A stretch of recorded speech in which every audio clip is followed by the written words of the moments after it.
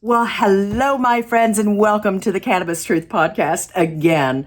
We are in our 7th year and just having a ball trying to help you understand how to use this product safely, efficiently, and with or without getting high. Yes, you can use cannabis safely and effectively for your pain, for your anxiety, for your inflammation, the 3 things that all humans and animals have.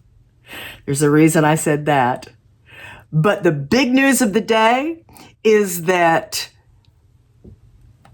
the changes in cannabis are not what you think.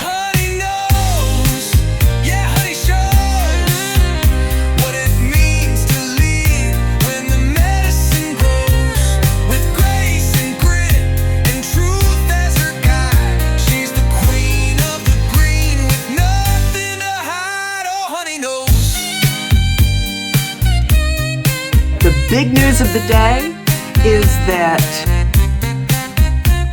the changes in cannabis are not what you think.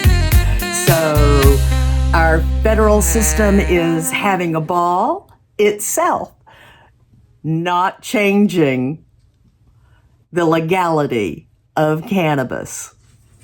What does that mean? Well, even though the scheduling has changed from Schedule 1, which meant that cannabis had no effective value whatsoever for medicinal uses, and that scientists and doctors were even prohibited from researching or testing or doing anything like that on it because it had been designated as a Schedule 1 drug, the same as heroin and cocaine and lots of other deadly drugs. And that was not right. However, even though they have reclassified cannabis as a Schedule 3, it's now a Schedule 3, the same as many of the other drugs that we've been taking for years from Big Pharma.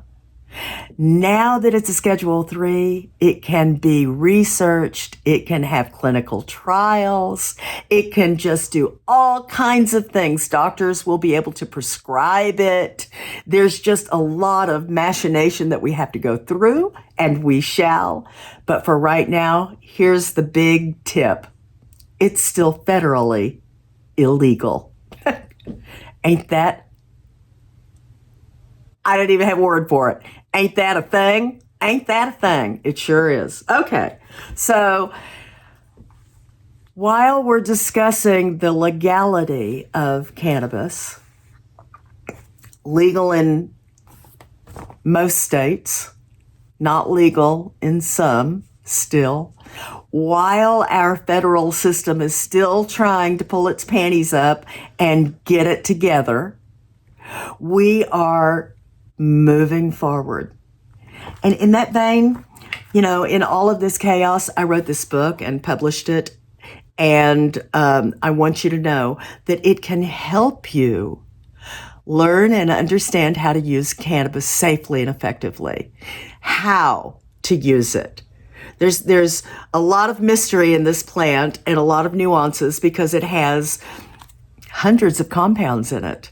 And the ones that you know the most about, THC and CBD, we've got a lot to tell you about that. If you don't know this little itty bitty book that costs less than a meal at McDonald's, will help you understand exactly how to use it, what to look for, who to purchase from, how to determine that it's safe to purchase from a company, all kinds of things that you need to know now if you would like to try this alternative therapy for anxiety, for pain, for inflammation, the 3 major pitfalls of being a human, right? Especially an elder human, and also for animals. Now, how can I say that? It's both for humans and animals. Well, we both have the same endocannabinoid system of receptors in our body. Now, they're different. Animals have more receptors than humans, So we need to be very careful about how we dose for animals, just like we need to be very careful about how we dose for humans, of course. So I'd like to read you just a little short from this one. In fact, it's about taming THC. My friends, hello friends. In this chapter, you'll learn how to tame THC and become your own alchemist. It may sound like a lot of information, but I'm telling you, it is an easy process. It just takes a little bit of patience to find where you feel balanced and happy and relieved. Many call this the sweet spot, which can involve the high or not. You don't have to get high on THC. Allow me to reemphasize that last part. You can avoid getting high while using cannabis with THC. So while THC can make some people feel euphoria, it can also make others feel very anxious. Sometimes something in between too. And how to find out what your sweet spot is, where it is, it's a matter of simple alchemy. You can avoid all of that anxiety if you know the science and take small steps that you can control the effects. It's true. Taming THC is an ancient wisdom. It is, and an ancient practice. Dating back as far as 2000 BCE, Vedic mothers in India would wash cannabis leaves in water and goat's milk and added spices, creating a drink called bhang. Now, that was a remedy that is still used today for many issues, including aches and pains. However, we now understand so much more about taming the effects of cannabis. In fact, scientists now know that blending CBD with THC tames the high while also calming any unwanted or aggressive effects such as anxiety or nervousness or vertigo or, things like that. Many people do not like the feeling of being high, whether because it gives them anxiety or makes their heart palpitate or affects their balance or gives them the jitters or just because they don't like the feeling, but want to receive its many benefits. Not wanting to experience the psychotropic effects of THC is even more common among the elderly population where the fear of falling is so often elevated.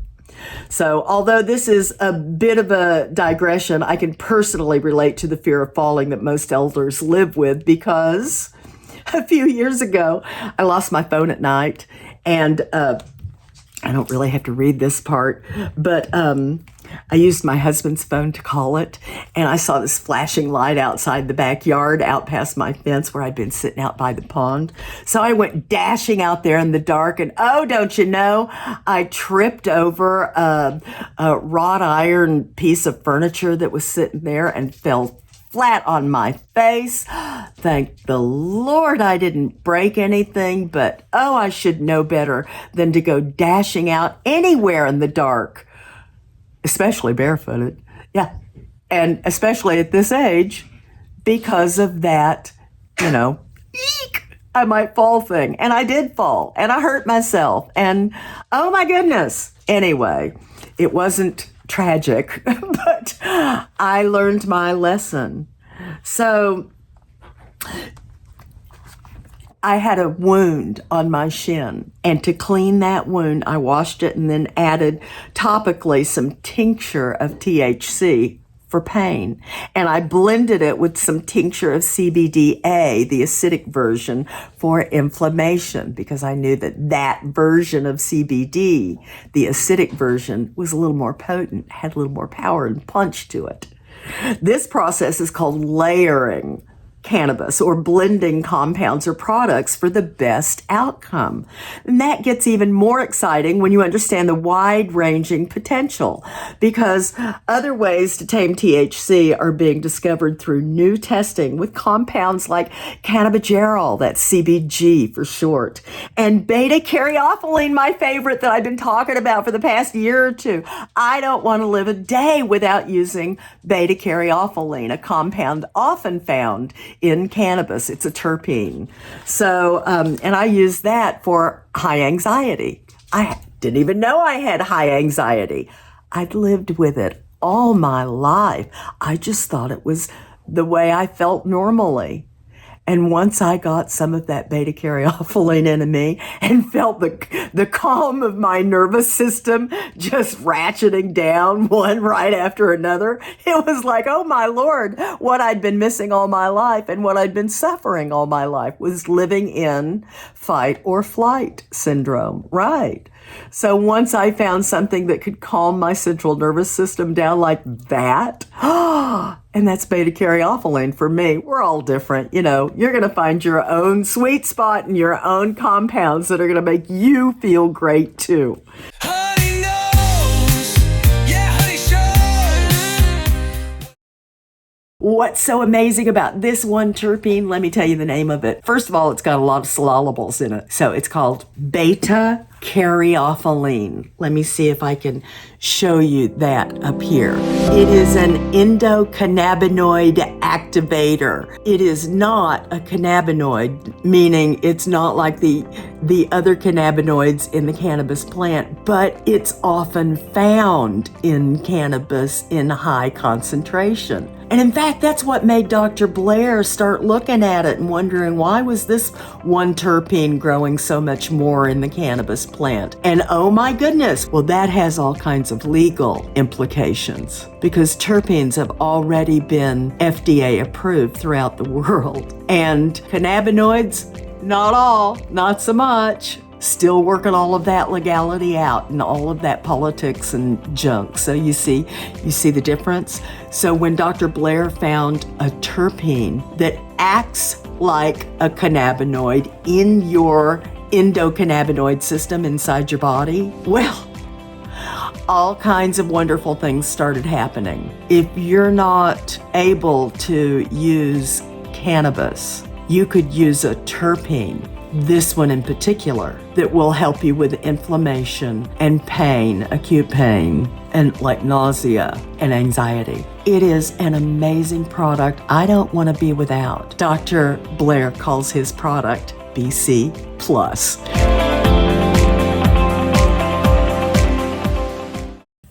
Hello, my friends. I'm getting ready to put my feet up by the fire and cozy up to a good book. Which reminded me, you should do the same with my good book. This powerfully packed, little itty bitty 120-page book is going to give you a foundation in this gentle plant therapy we all know as cannabis.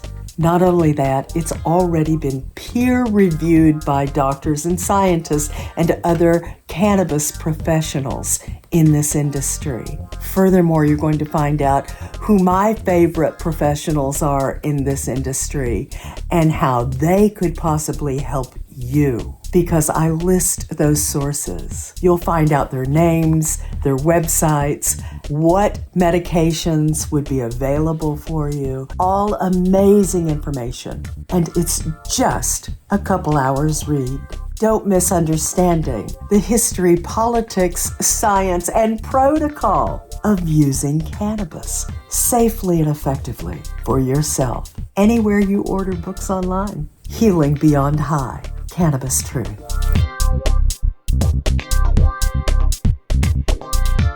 Honey knows, yeah, honey shows. Anyway, there is so much research and discovery that's about to happen. That was just part of a chapter in my book. That was chapter 3, Taming THC. You're going to want to get this book. You can find it on Amazon. Again, it is an amazing little book of factoids about cannabis. And not only that, you're going to meet my science tribe, a bunch of the doctors that I grew up learning from and that I have had the pleasure and honor of recording on my podcast. You'll see many of them in the book. I have their names and pictures in here. Oops, you can't see a single one of them. There's Dr. Bonnie Goldstein. Oh, no, I'm sorry. Dr. Angie Krause. She's a veterinarian. Okay. This reminds me. She's a veterinarian with incredible cannabinoid knowledge and degrees in cannabinoids. So she would be the one that you would start to find out more for helping your critters from. And her website is in here. This tells you who you can go to check on all different kinds of things. All right, let me put the book down for just a minute and talk again about a veterinarian and using cannabinoids for your critters, all of them. The only thing cannabinoids don't work on are insects. So any of your critters could benefit by using cannabinoids to tame their own anxiety and fear and trepidation, such as what's going to be happening to them when the 4th of July descends upon us. So if you're seeing this before the 4th of July, please start your investigation now, start your research now, start looking for the right place to get the right product for your critter so that they don't have to suffer all of that nonsense that they do every year when our society decides that blowing up stuff in the air is the right thing to do, including all the sound effects. So instead of terrorizing our critters this year and our wounded veterans, instead of terrorizing them with all that sound and all that jazz, let's help them ignore it by calming their central nervous system while it's going on. And you can do that by choosing the right product.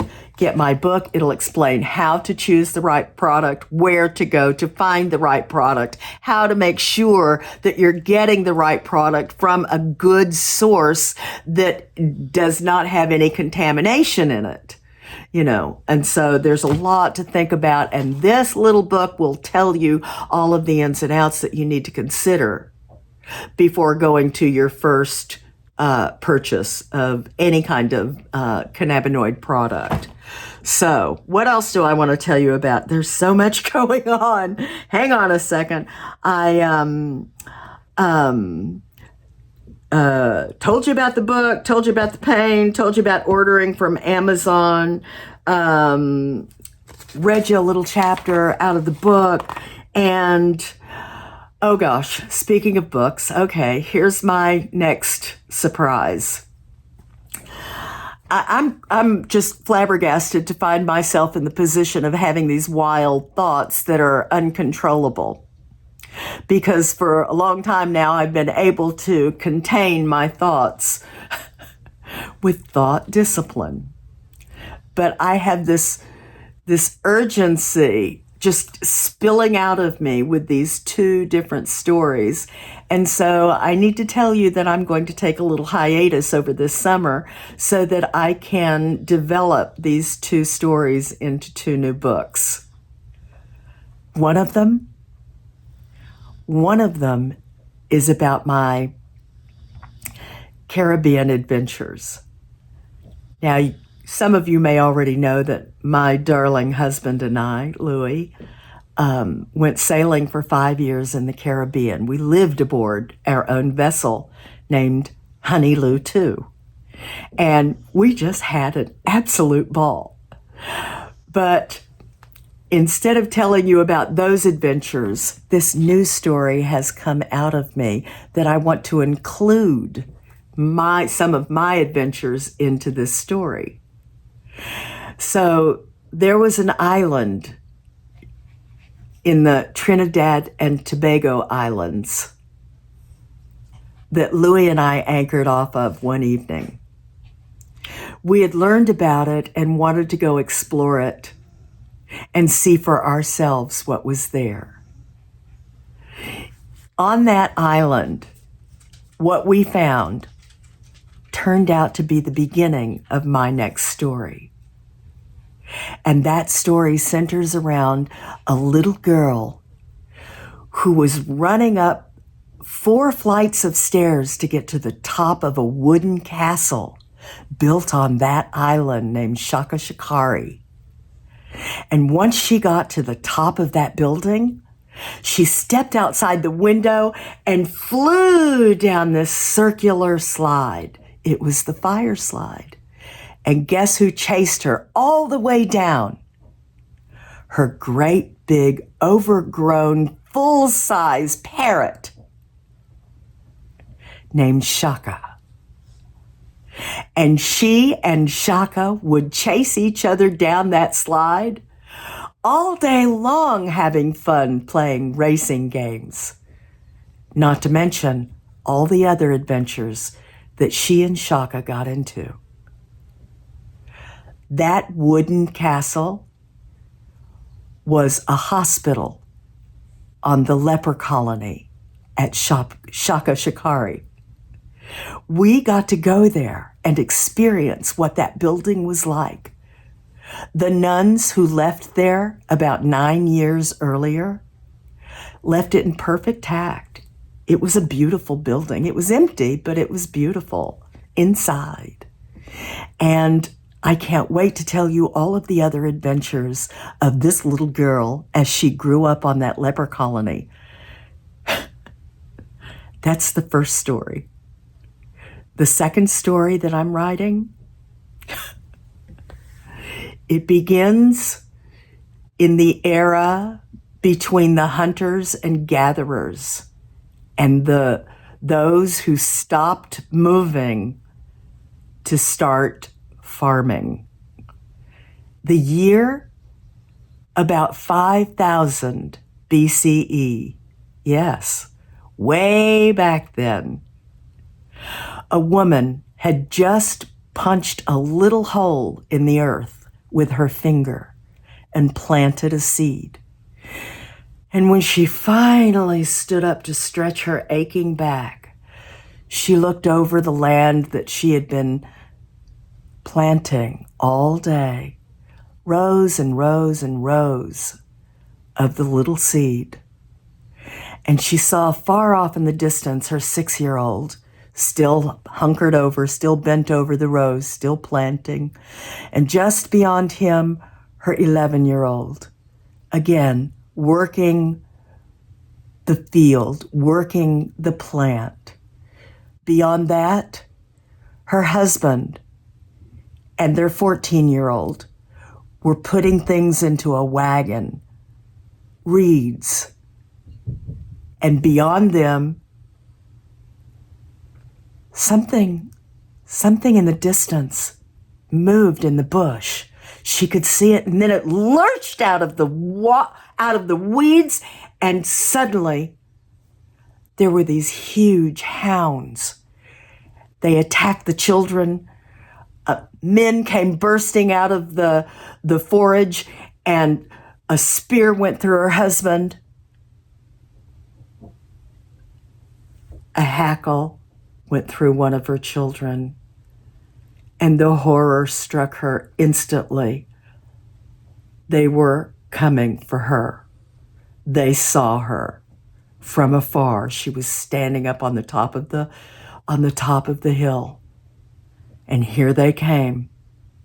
They were running. The dogs were ahead of her, and she just had to pick up and run and run and run as fast as she could. The only thing she had with her was the baby on her back and a bag of seeds tied around her waist and a little knife in its sheath. And she was running, and she knew that the rest of her family had just been slaughtered. And if she didn't run fast enough, they were going to get her. What comes next? You're going to have to wait for the rest of the book.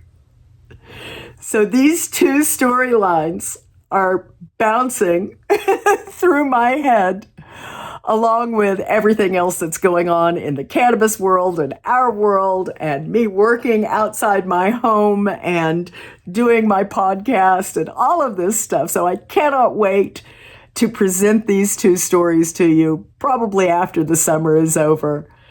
They're going to be wonderful, and I can't wait for you to hear them. All right. What else?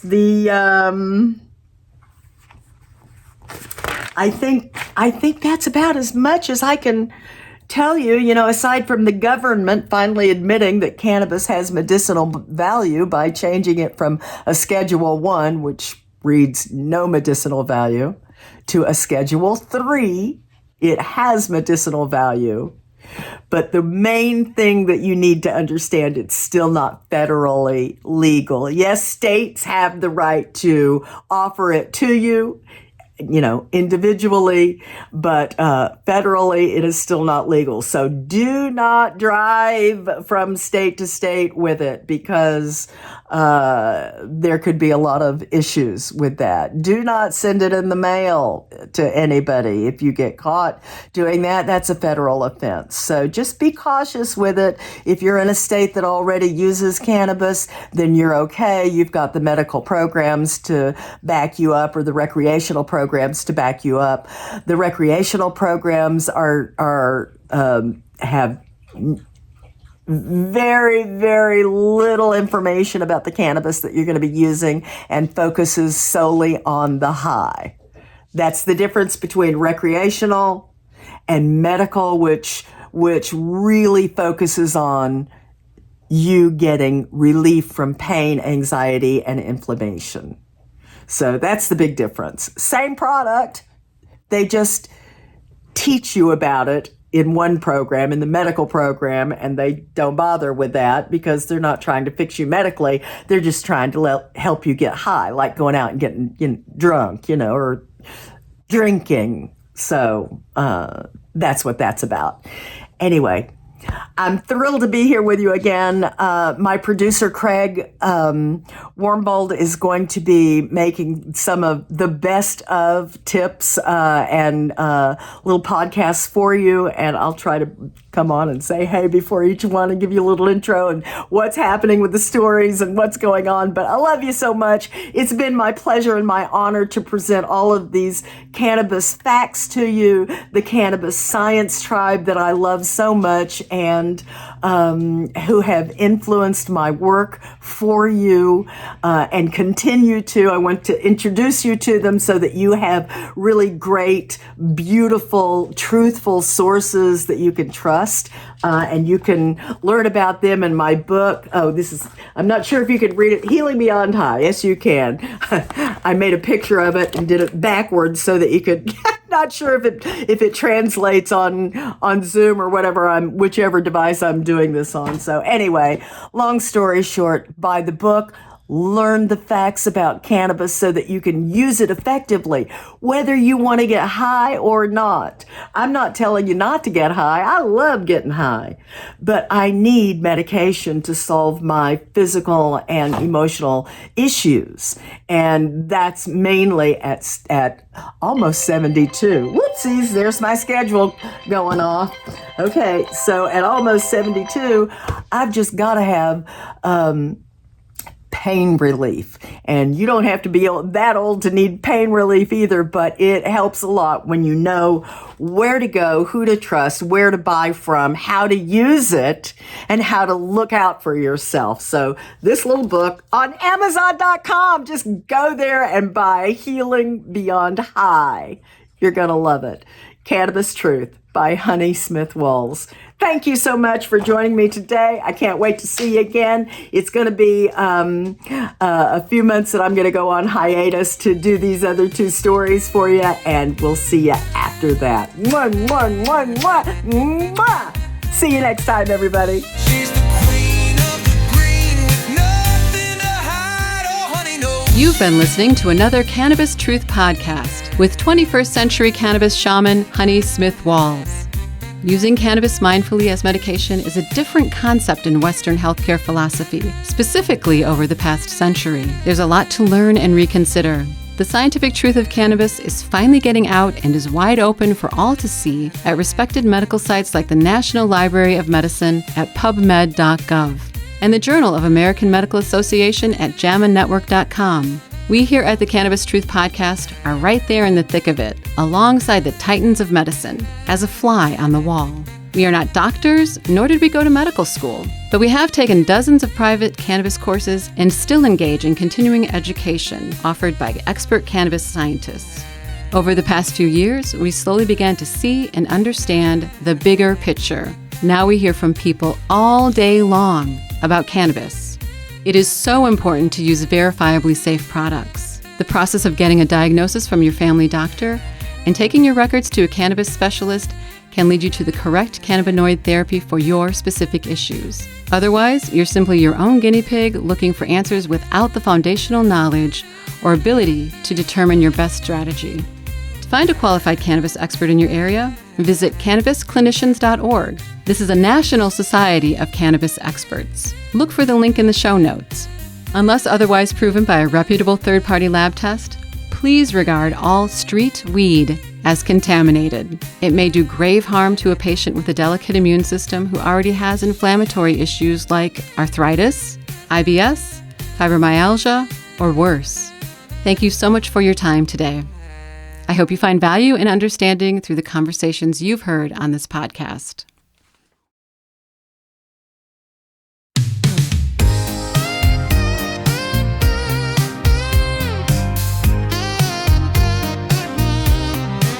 She walked in with wisdom and a fire in her eyes, talking plant truth where the silence lies. From the roots to the bloom, she saw the light. Now she's teaching folks how to heal it right. Not afraid to challenge the tale of lazy myths in a system that failed. She's got science in one hand, stories in the other. Lifts up the voices they tried to smother. Honey knows, honey grows. Truth in the soil and love in the smoke. Speaking for the elders and the ones left behind. She's the shaman of the leaf with a warrior's mind. Yeah, honey knows how the healing flows.